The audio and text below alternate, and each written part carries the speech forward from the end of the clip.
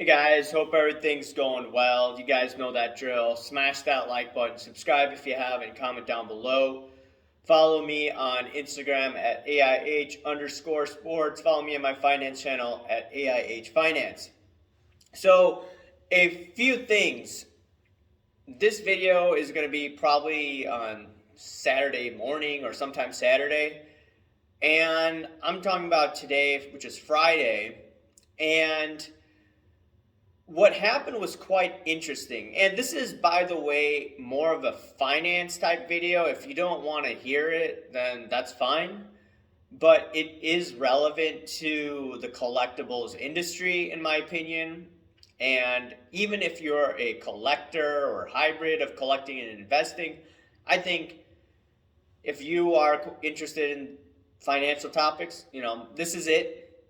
I try to avoid them for this channel, but it is what it is. I try to do it on my finance channel now, but here it is. So the thing is, the Federal Reserve just announced, or not announced, but it was leaked most likely to, I believe, the Wall Street Journal. And it appears that they're not going to be raising interest rates to the extent that they have been, like I've been talking on my other channel. And because of all these aggressive rate hikes this year, the dollar index has gone up. You have higher interest rates. And if you look at higher interest rates tend to hurt the collectibles industry. I've done videos earlier this year where I discussed that. More specifically, it's positive interest rates versus negative interest rates. And the issue that many people had in determining, just price movement, a lot of people, they just looked at supply and demand of cards, right? They looked at population count. And they had some good points. They're saying that, hey, this population count at player X is low, and therefore we should speculate in that card. Now, that would have been a much better time a few years ago when the valuation or the prices were much lower. Now, what many people missed, and I've talked about it numerous times, is the interest rate component impacts the demand. Like Curator always talks about demand, right? And that's the only way you're going to grow the hobby. And the hobby grew substantially in 2020. And for more people to come in, well, that would be really, really tough. And just because you are negative doesn't mean that you're bad for the hobby. You have to remember, in markets that work properly, you need bulls and you need bears. And P. Ryan Collection was talking about this in one of his stories, I think it's today. He says that you need a market where you allow short sellers. You can't short anything in this market. So this is not the same type of market, right? So those people that are telling people to be positive are, in my opinion, drinking the Kool-Aid, okay? But that's a different point, okay? So a lot of these people, they miss the demand aspect. And what's quite interesting, what the Fed said, who I consider to be the biggest pumper and dumper, it's not some YouTuber. So the Federal Reserve is going to potentially pause raising interest rates, probably early next year. Now the market is going to price that in, and guess what? Lower interest rates, whether I like it or not, or whether you like it or not, that is bullish for collectibles, okay?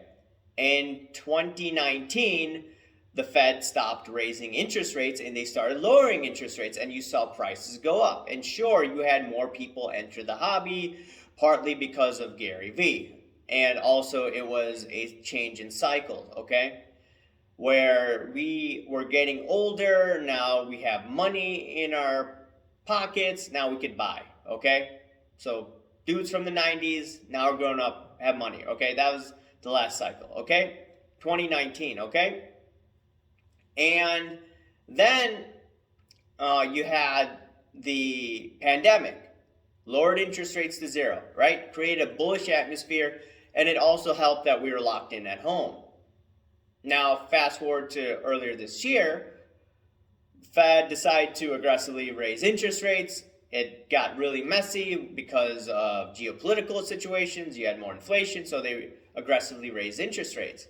And that has killed the stock market, that has killed crypto, that has killed that has killed also these sports cards. Now we're at a point where, look, they're going to print some money. And when they print money, what do some of these dudes do? Sophisticated money. They go into alternative assets. So I expect the biggest pumper and dumper, the Federal Reserve, is now going to pump. And this may be an opportunity for collectors where you see prices of some of the cards that have gone down close to 90%, 80% for some of the cards compared to February and March of last year. This is probably a better buying opportunity. And especially if you're buying a high-end card, this is a much better opportunity. Once again, don't go into debt doing this. Make sure to only play with money that you can afford to lose. So for instance, if you decide to, or if someone damages your card, or your kid throws it around, or you step on it by accident, whatever, well, guess what? Just play with your own money, okay? Whether you're collecting. Now, if you're speculating investing, I believe this is a much better opportunity. Now, don't go out there once again and go into debt doing that. Only speculate with money where you could lose everything, okay? I just want to make that disclaimer out there because there's a lot of hype during the bull market. And once again, you got to still be aware of risks that you're taking, okay? Now, going on to the Federal Reserve, okay, why I think they may actually end up printing is because, look, Bank of England caved. You had also the Japanese central bank that caved, and now what? The Federal Reserve is going to cave. So the biggest pumper, in my opinion, may be your friend right now. And if you bought cards a couple of years ago before the pandemic and you want to sell off some of your cards, I think in the next 18 months, give or take a month or two, I believe is going to be an opportunity to take some more profits, okay? And just looking at just YouTube in general, you don't even need to look at the Fed, right? Look at how many channels are doing less content. The high-flying channels no longer, I don't see them around. They may be at shows, they may be on IG, but I don't see them, right? I'm not knocking on Sasha T, but I haven't seen him do a video in a couple of weeks, right? I don't know if he's still with Whatnot. There's countless channels. I think in one of my videos I counted maybe at least 5 channels. There may be more. There may be close to a dozen channels out there that haven't done content. And sentiment has changed 180. And when you see that, and when you see potentially a change in the monetary environment, right, which impacts the demand, right? This is where you want to look at the demand very closely. The demand will change once, I believe, the economy will pick back up, and also the lowering of interest rates, which will help finance some of these bigger purchases for some of these other dudes, right? Once again, I still believe there will be better buying opportunities down the road. I know my buddy Don said that, hey, this seems to be a better buying opportunity, but this is only the first stage of the crash, right? It doesn't crash down in a straight line. So it went down, it's going to go up a little bit, and then the reset a couple of years from now, which I expect card prices to go down. Once again, don't speculate based on what I'm saying. I'm just telling you what I think, right? My videos, I tell you what I think. I'm subject to change my opinions once I see more information, right? So, once again, people were talking about, hey, it's negativity that was driving down the price. No, it wasn't negativity. It had to deal with the monetary policy. It had to deal with the macro situation. Now, we're at a point where sentiment has changed 180. In my opinion, better opportunity for collectors to collect what they want, speculators to speculate, right? And once again, if you're speculating, once again, don't take a ridiculous amount of risk. Always look at cards that are high in demand, and obviously look at the pop count as well. So for me, I would be aggressively buying, but as I've told you, I've had a bunch of expenses. I've had $30,000 in ridiculous amount of expenses lately. So I have to, act accordingly, right? Just like in the corporate world, if you see expenses go up like crazy, you have to cut back somewhere. So it's going to unfortunately be a cutback in my sports card purchases. I would be aggressively buying, by the way.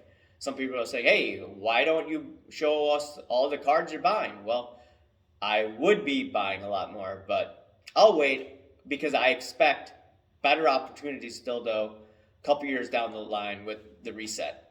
But in the meantime, I am adding some cards that are very low end, but I like some of those low end cards, right? There's nothing wrong in some of the low end cards. Now, some people may mock that, but, laugh at me all you want. I'm going to do what I want to do.